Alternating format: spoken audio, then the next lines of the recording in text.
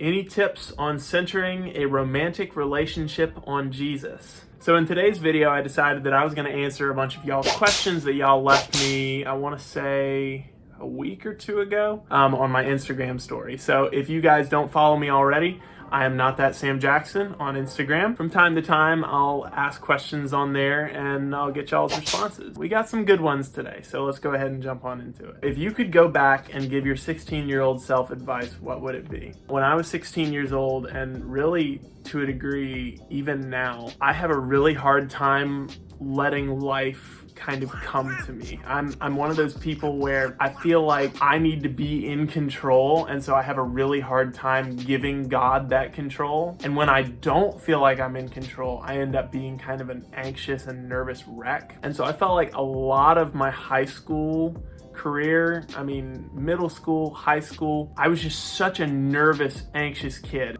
I felt like I was always so nervous about the future that I could never truly enjoy what was actually going on in the moment. And so I guess that if I could tell my 16-year-old self a piece of advice, it would probably just be to slow down and just enjoy what's going on. Try to find a way to be happy in that time of waiting. To a degree, I'm definitely still waiting on a lot of things, and I do a much better job of not just freaking out constantly. Any tips on centering a romantic relationship on Jesus? I have a few tips. You need to set the precedent early that things are going to revolve around Jesus. Jesus needs to be the focus point of the relationship, or the focal point of the relationship. The analogy that we always use is when you meet someone, you want to both be looking up at God. So it kind of almost creates like a triangle. If your relationship isn't focused on God, if you're constantly just looking to satisfy yourself and your own needs, particularly if you're going by the world's standards for what a healthy relationship is, you're gonna be on some rocky ground. I like to also use the analogy that on a boat, everything's kind of rocking and swaying and things are kind of drifting all over the place. So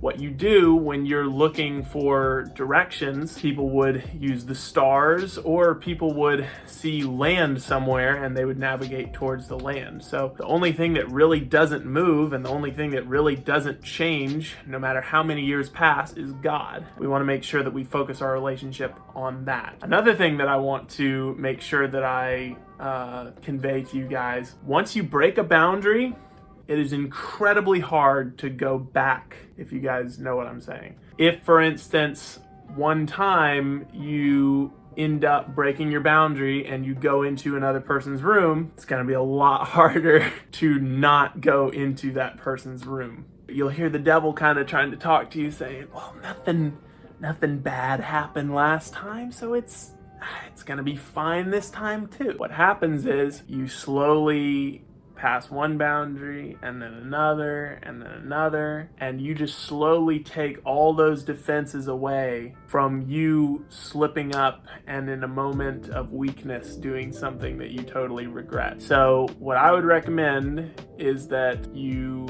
are really, really strict on those boundaries, and if you're concerned that whoever you're dating is not going to be cool with that, then you need to kick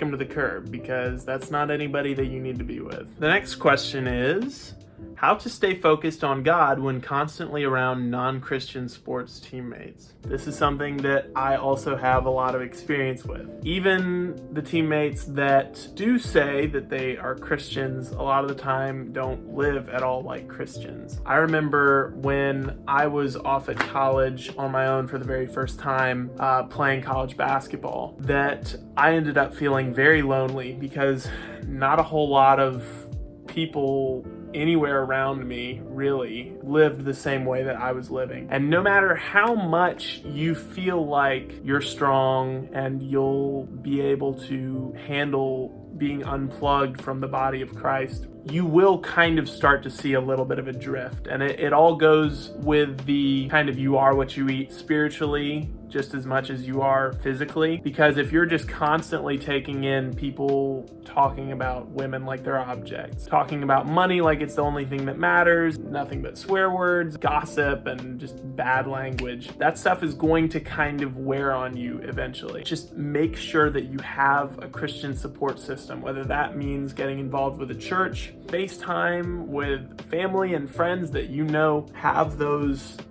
right morals, because I can tell you right now that if you stay isolated as the only real believer on your team, that will start to wear on you, and you'll start to kind of find yourself feeling unplugged and distant. You might catch yourself maybe saying some things that you might not normally say. Yeah, I speak from experience on this one. Next question is, what's your take on infant versus adult baptism? I've been studying this and am torn. Baptism is not necessary to be saved, but it's certainly something that's highly encouraged.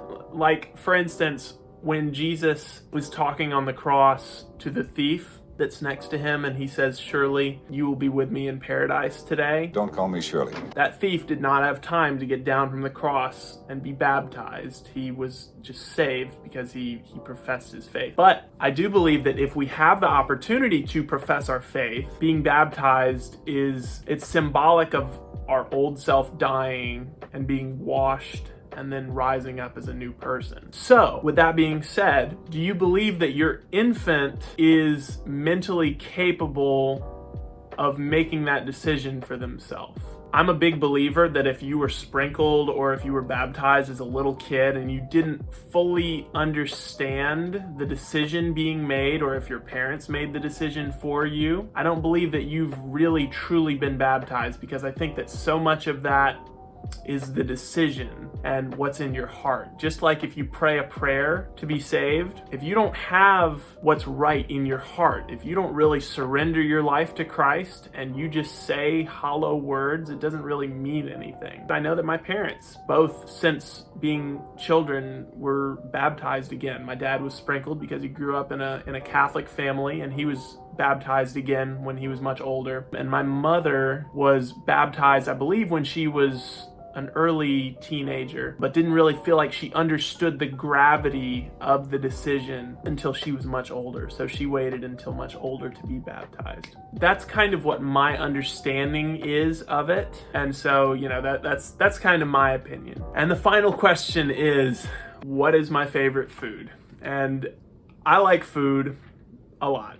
I could probably just say that any food is kind of my favorite food. I'm gonna say chicken on a stick from pretty much any Chinese takeout place, because wow, that stuff is good, man. So I hope you guys enjoyed this Q&A. If you guys want to ask me any questions, you can leave one in the comments section, or you can follow me on Instagram, again, at NotThatSamJackson.